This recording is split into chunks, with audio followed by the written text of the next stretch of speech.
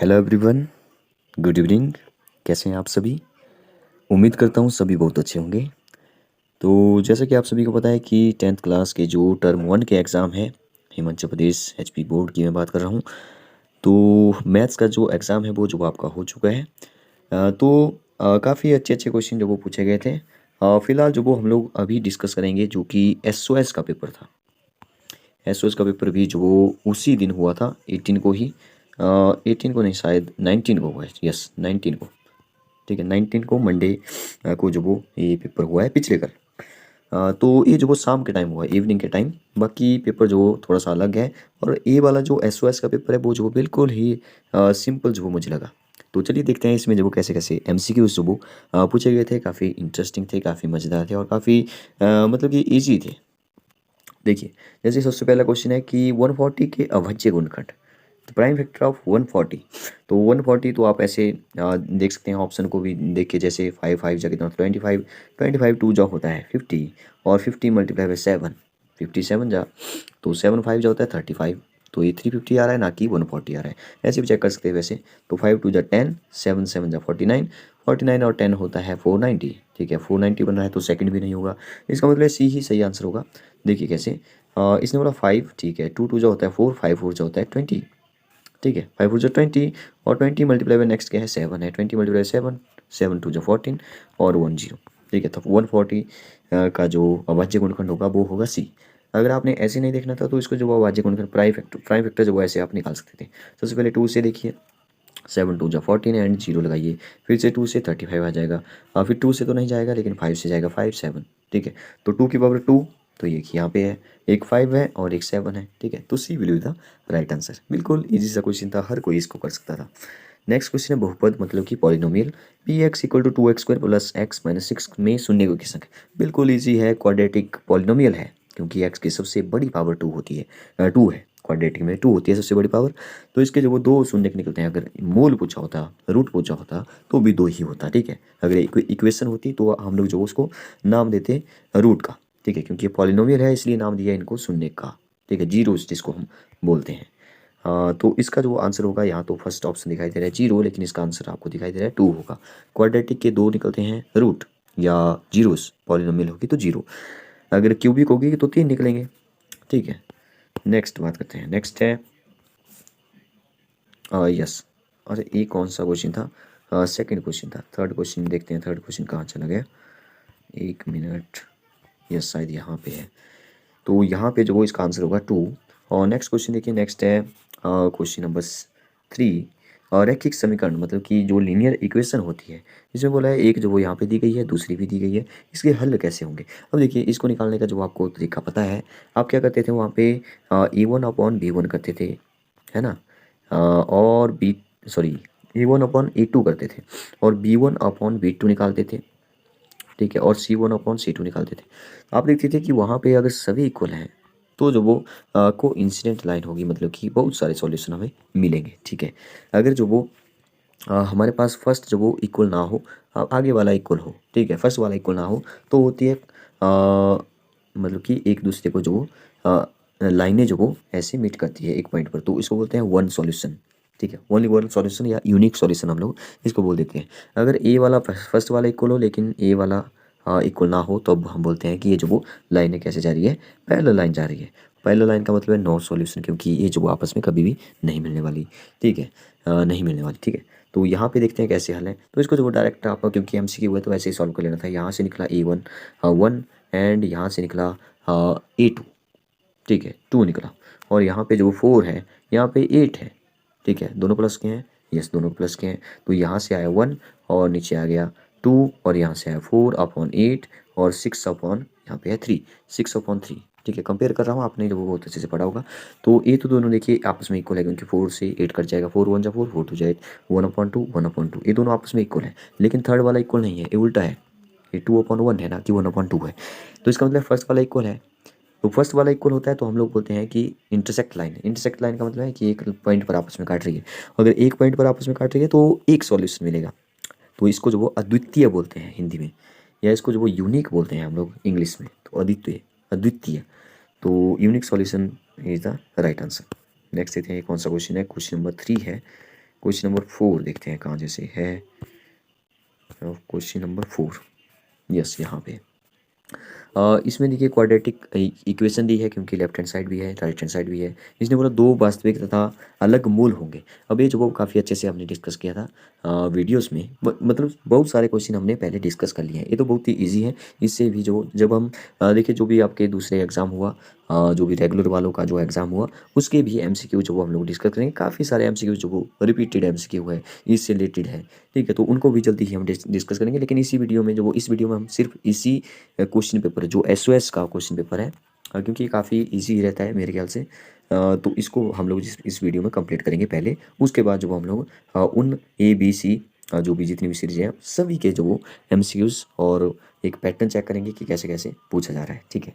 तो यहाँ पे इसने बोला कि मूल जो वो अलग होंगे, दो वास्तविक, वास्तविक का मतलब दो रियल होंगे और अलग होंगे, मतलब कि अलग अलग होंगे। अलग अलग तभी होते हैं, हमने बात की थी कि डी जब जो वो ग्रेटर देन जीरो होता है, क्योंकि इक्वल टू जीरो हुआ इसका मतलब है अगले वाला जीरो हो जाएगा। फिर उसका प्लस माइनस का कोई मतलब है नहीं। इसका मतलब है कि यहाँ पे ग्रेटर देन जीरो होना चाहिए, क्योंकि जो अनरूट के नीचे है वो जो वो हमेशा ग्रेटर देन जीरो होना चाहिए, ठीक है। अगर वो माइनस में आया तो इमेजिनरी बन जाएगा, ठीक है, जिसको कि हम आयोटा बोल देते हैं। फिर आयोटा, आयोटा की वैल्यू होती है अनरूट के अंदर -1। तो इसका आंसर हो जाएगा greater than zero. B will be the right answer. Next question देखिए, क्वेश्चन नंबर 5 एपी से रिलेटेड क्वेश्चन है। सारे मंत्र पूछा है, कॉमन डिफरेंस पूछा है, बिल्कुल इजी क्वेश्चन है, ठीक है।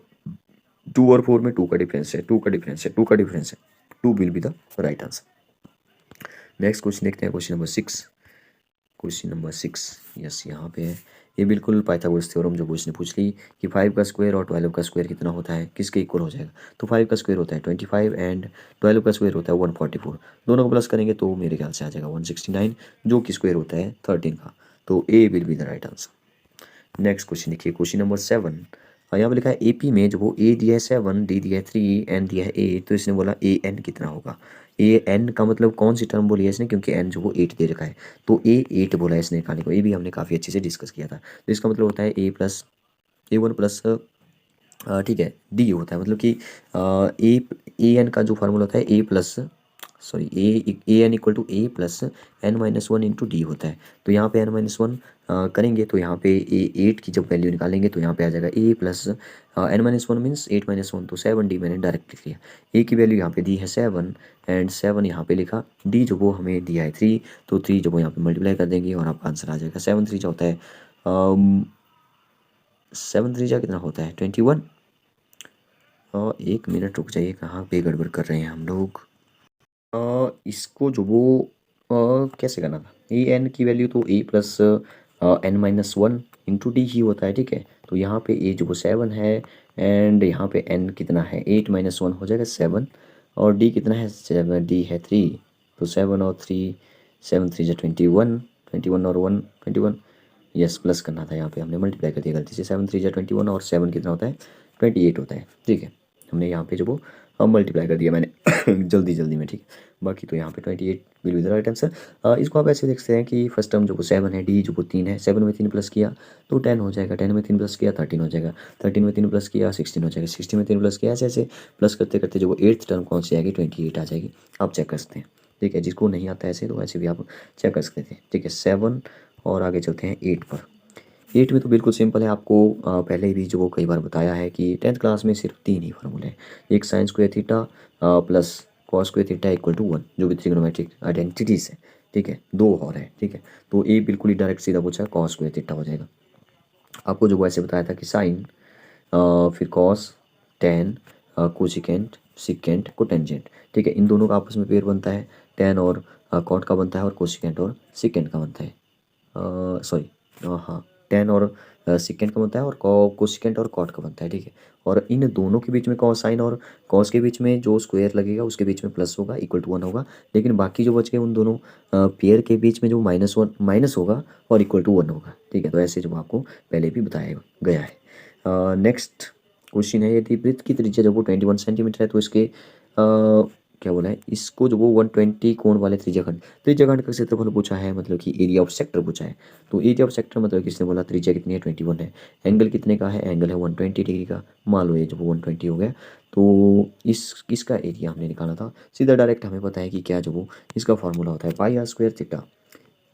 Pi R square theta upon 360 जो इसका डायरेक्ट सीधा फार्मूला है। पाई का मतलब है 22/7 एंड आर का यहाँ पे मतलब है 21, तो यहाँ से 21 हो जाएगा, 21 मल्टीप्लाई बाई 21 आर स्क्वायर, और यहाँ पे हो जाएगा थीटा, थीटा कितना है यहाँ पे 120, और नीचे हो जाएगा पाई आर स्क्वायर थीटा अपॉन 360, तो नीचे है 360 यहाँ से, तो इसको जो वो कट जाएगा, जीरो से जीरो कट जाएगी, 12 से यहाँ पे 36 कट जाएगा, 12 3 जा 36, और 3 से आप यहाँ पे 21 काट दो, 7 आ जाएगा, 7 से 7 कट गया, और यहाँ पे बचा 22 एंड 21 बचा, तो 22 को 21 से मल्टीप्लाई करिए, आपका आंसर आ जाएगा, तो 22 एंड यहाँ पे आ गया 44, तो 2 यहाँ पे आ गया 6 और 4 462, तो B will be the right answer, 462 square centimetre. Question number 10 देखिए, क्वेश्चन नंबर 10 है गोले का आयतन पूछा है, formula of volume of sphere पूछा है, तो इसका आंसर हो जाएगा 4/3 पाई आर क्यूब। अगर शंकु का कोण का पूछा होता तो 1/3 पाई आर स्क्वायर होता, तो ये आप सभी को पता होना चाहिए पहले से ही। और यहाँ पे 2/3 लिखा है, ये जो वो देखिए इसका हाफ करेंगे तो ये आ जाएगा 2/3, क्योंकि 4/3 का हाफ मतलब कि यहाँ पे जो 2 से डिवाइड कर दिया आपने, 2 से ये कट जाएगा 4, 2 आ जाएगा ऊपर, तो ये जो वो ऊपर वाला जो वो अर्धगोले का है, नीचे का जो पूरे गोले का जो वो आयतन यहाँ पे दिए गए हैं, तो इसका आंसर हो जाएगा B, 4/3 pi r cube. Next question है क्वेश्चन नंबर 11, किसी वृत्त की स्पर्श रेखा उसे कितने बिंदुओं पर, तो स्पर्श रेखा मतलब कि टेंजेंट ऐसे जा रहा है, तो ये जो वो सिर्फ एक पॉइंट पर जो वो काटता है। अगर इसको मैं सेंटर से मिला दूं तो आपको पता होना चाहिए कि यहाँ पे जो वो 90 डिग्री का एंगल बनता है, तो इसका आंसर हो जाएगा सिर्फ एक बिंदु पर जो वो ये काटती है। क्वेश्चन नंबर 12 देखिए, हाँ यहाँ पे है। अब ये जो क्वेश्चन है नेक्स्ट वाला है, प्रोबेबिलिटी से रिलेटेड क्वेश्चन है। इसने बोला है ये ऐसे जो वो मैंने दो क्वेश्चन, एक और क्वेश्चन है यहाँ पे, ई नहीं की प्रायिकता, तो ई नहीं की तो हम लोग जो वो बार लगा देते हैं नहीं के लिए, तो इसने पूछा है कि ई अगर ई नहीं की प्रायिकता 0.10 है, तो किसी इवेंट के होने की प्रायिकता निकालनी है, मतलब पी ई की निकालनी है, ई नहीं की दी है और ई की निकालनी है। इसका मतलब सीधा सा है, देखिए प्रायिकता हम लोग देखते हैं 1 में से, अगर मुझे बोला गया कि किसी के होने की प्रायिकता है हाफ, तो ना होने की कितनी बची, आधी बची, ठीक है, तो इसका मतलब है अगर होने की दी है चाहे ना होने की दी है, आपको जब वो जैसे होने की दी है तो ना होने की जो वो पूछी है तो 1 में से माइनस करना है, या उल्टा दिया है होने की दी है ना होने की पूछी है तो भी 1 में से माइनस करना था, ठीक है। 1 में से मीन्स 1.00 लगा सकते हैं, क्योंकि डेसिमल में है, तो डेसिमल में आपको जब भी प्लस माइनस करना होता है तो डेसिमल के नीचे डेसिमल लगाना होता है, तो यहाँ पर बन जाएगा 0, और यहाँ पे हो जाएगा डेसिमल, यहाँ पे 10, इसको मैंने यहाँ पे 1 से माइनस किया, बाकी मैं कुछ नहीं कर रहा हूँ अपनी तरफ से। ये 1 जो वो यहाँ पे बोरो ले ली इसने, 10 में से 0 माइनस, सॉरी ये तो 0 है तो 0 में से 0 हो जाएगा, यहाँ पे जो 10 बना और 10 में से 1 माइनस 1 9, तो यहाँ पे डेसिमल के नीचे डेसिमल लग गया, और यहाँ पे 1 तो आगे चला गया है तो 0 ही बचा, 0.90। हाँ A will be the right answer, A बिल्कुल ही सिंपल क्वेश्चन था, इसमें कुछ था नहीं वैसे। 13 क्वेश्चन में जो वो आपको देखिए यहाँ पे डिस्टेंस फार्मूले से जो ये सॉल्व करना था। डिस्टेंस फार्मूला होता है जैसे ए और बी पॉइंट इसको मान लेते हैं, तो ए से बी तक जो वो आपने डिस्टेंस निकालनी है, ऊपर जो वो बार लगा देते हैं डिस्टेंस में, तो x2 माइनस x1 का होल स्क्वायर, और यहाँ पे हो जाएगा y2 माइनस y1 का होल स्क्वायर, और ऊपर जो वो अंडर ये है, इसमें जो डायरेक्ट पुट करना था। अगर यहाँ पे आप पूछें कि यहाँ पे x1 y1 कौन है, तो ए है x1 y1, ये है x2 y2, आप किसी को मान लो, आप इसको मान लो x1 y1, कोई फर्क नहीं पड़ता, ठीक है। क्वेश्चन नंबर 13 है, इसको आप खुद सॉल्व करिए। क्वेश्चन नंबर 14 देखते हैं। क्वेश्चन नंबर 14 चलिए बीच बीच में से है, आगे पीछे दिया है तो ऐसे ही चेक कर लेते हैं। यहाँ पे देखिए संख्या 3825 को अभाज्य गुणनखंडों के रूप में व्यक्त करना है, तो आपने जब वो प्राइम फैक्टर लिखे 3825, तो ऐसे करना था, सबसे पहले 2 से काट दीजिए इसको, 19 2 जा 38 होता है, फिर जो वो आगे 28 है, कितने 2 जाता है 14 2 जा 20, तो ऐसे जो करते करते फिर से 2 से चला जाएगा, ऐसे जो आप आगे तक इसको सॉल्व कर सकते हैं, ठीक है। तो आप जो फिर इसको देखिए यहाँ पे जो आपको वो टेबल पता होना चाहिए, cos 45 कितना डिग्री होता है, secant 30 कितना होता है, तो ये जो आपको पहले भी कई बार जो शेयर किया गया था आपके साथ, तो जैसे आपको होता है sin 30 डिग्री, 0 डिग्री, 30 डिग्री, फिर 60 डिग्री, सॉरी 45 डिग्री, फिर 60 डिग्री, 2 1/2 1/√2 1/3/2, ऐसे जो आपने याद रखा था। नेक्स्ट क्वेश्चन है एपी, एपी के लिए पहला पद और सार्वंतर निकालना है। अब निम्नलिखित एपी के लिए प्रथम पद जो first term and common difference, तो इसमें जो फर्स्ट टर्म जो वो मेरे ख्याल से इसने एपी तो दी है 3 1 -1 एंड -3 ऐसे दी है। इसने बोला है कि सारबंतर, अब सारबंतर देखते हैं पहले। 3 के बाद 1 आया, आप देख रहे होंगे कि 3 के बाद 1 आया, और अगर मैं 1 में 2 प्लस करूँ तो 3 आ जाएगा, लेकिन 3 के बाद 1 आया है तो 1 में से 3 माइनस हुआ, मतलब कि यहाँ पे जो वो उल्टा है, 2 नहीं है डिफरेंस, -2 है डिफरेंस, ठीक है। तो ऐसे जो आप डी निकाल सकते थे और डी से जो आप ए, मेरे ख्याल से पहला पद बोला है यहाँ पे, तो पहला पद तो यहाँ पे ये बने वैसे भी 3, ठीक है। Find first term and common difference, तो फर्स्ट टर्म जो आप ऐसे लिखते हैं, फर्स्ट टर्म जो 3 है एंड कॉमन डिफरेंस जो वो A2 माइनस A1 1 माइनस 3 है, तो ये हो जाएगा -2, ठीक है। नेक्स्ट क्वेश्चन देखिए, नेक्स्ट क्वेश्चन है ग्राफ ए बी से हल करना है। तो ऐसे क्वेश्चन भी हमने कई सारे किए थे। इसमें एक्स को 0 पुट करते हैं, वाई की वैल्यू निकलती है, 1 पॉइंट मिल गया। वाई को 0 पुट करते हैं, एक्स की वैल्यू निकल जाएगी, ठीक है। तो 2 पॉइंट मिल गए, एक लाइन बन जाएगी ग्राफ में। फिर दूसरी क्वेश्चन में जो वो बिल्कुल सेम मेथड से करेंगे और दूसरी लाइन मिल जाएगी। अगर वो इंटरसेक्टिंग लाइन हुई तो 1 सॉल्यूशन मिलेगा। तो कुछ इस तरह से हमने जो ऐसे डिस्कस पहले भी कर लिया था। तो बहुत सारे क्वेश्चन, जैसे इस क्वेश्चन में जो वो आपने एसर्टी जो यहाँ पे वेरिएबल है, इसको पहले सॉल्व करना पड़ता है। इसको कैसे सॉल्व करते हैं, 3 और 2 का एलसीएम जो वो 6 आ जाएगा, ठीक है। और यहाँ पे जो वो फिर ऊपर आ जाएगा 2s और यहाँ पे आ जाएगा 3t और यहाँ पे आ जाएगा 6, तो 6 जो वो यहाँ पे मल्टीप्लाई 36 बन जाएगा। तो कुछ इस तरह से फिर जो वो सिंपल हो जाएगी, फ्रैक्शन से हमने सिंपल में चेंज किया। फिर जब आप इसको प्रतिस्थापन से बोला है, चाहे जिस मर्जी मेथड से बोला है, एलिमिनेशन से बोला है या क्रॉस मल्टीप्लिकेशन, तो आप जो इसको बड़े आराम से कर सकते थे।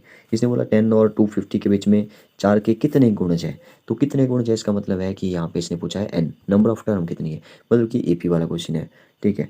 नेक्स्ट क्वेश्चन यहाँ पे ए भी काफ़ी अच्छा क्वेश्चन दिया है इसने। इसमें क्या होता है, आपने जो इसको चेंज करना होता है, 3 फार्मूले आपको मैंने बता दिए हैं पहले। इन 3 फार्मूले में से कोई भी यहाँ पे पुट आप मतलब कि जैसे भी करते हैं। ये भी काफ़ी अच्छा क्वेश्चन था, जैकब की आयु वाला, ठीक है। सिद्ध कीजिए त्रिभुज की एक भुजा के समानांतर त्रिभुज की एक अन्य 2 भुजाओं को भिन्न भिन्न बिंदुओं पर प्रतिच्छेद करने की रेखा खींची जाए। तो ये जो वो यहाँ पे VPT दी गई थी, बेसिक प्रोपोर्शनैलिटी, ठीक है। एक भुजा के पैरेलल जो ऐसे, तो इस भुजा upon this equal to this upon this, ठीक है। तो ऐसे प्रोपोर्शनल में जो इसको इक्वल प्रूव करना होता है। और एक और क्वेश्चन है, बहुत सारे क्वेश्चन है वैसे यहाँ पे। जैसे यहाँ पे जो वो लास्ट में माध्य वाला क्वेश्चन इसने पूछा बारंबार था, क्या बोला है, बटन जेब खर्च दर्शाता है, माध्य जेब खर्च माध्य दिया हुआ है, ठीक है। तो इसने जो बीच में जो कुछ मिसिंग किया होगा, यस एफ दिया है, तो एफ की वैल्यू निकालनी थी। मीन का फार्मूला आपको बहुत अच्छे से आता होगा, तो वैसे जो वो मीन के फार्मूले के आगे जो आपने एफ की वैल्यू आ जाएगी, फिर जो इक्वेशन को सॉल्व करना था, एफ की वैल्यू जो आप निकाल लोगे। तो जैसे यहाँ पे साइन की वैल्यू है, साइन ए दिया है, कॉस ए और tan ए निकालना था। देखिए साइन ए की वैल्यू होती है, आपने अभी पंडित बद्री प्रसाद पढ़ा होगा बढ़िया अच्छे से, पंडित बद्री प्रसाद हर हर बोले, ठीक है। और फिर हो जाएगा यहाँ पे हर हर बोले पंडित बद्री प्रसाद, ठीक है। तो साइन की वैल्यू होती है पी अपॉन एच, कॉस की होती है बी अपॉन एच, टेन की होती है पी। तो ऐसे जो वो पी अपॉन एच, तो राइट एंगल ट्राइंगल में जो वो पी होता है परपेंडिकुलर ए वाला, और एच होता है हाइपोटेन्यूज जो सबसे बड़ी साइड होती है। तो इसने दिया है 3/4, मैं वाइट से लिखता हूँ, तो 3 है यहाँ पे पी और 4 है यहाँ पे ए।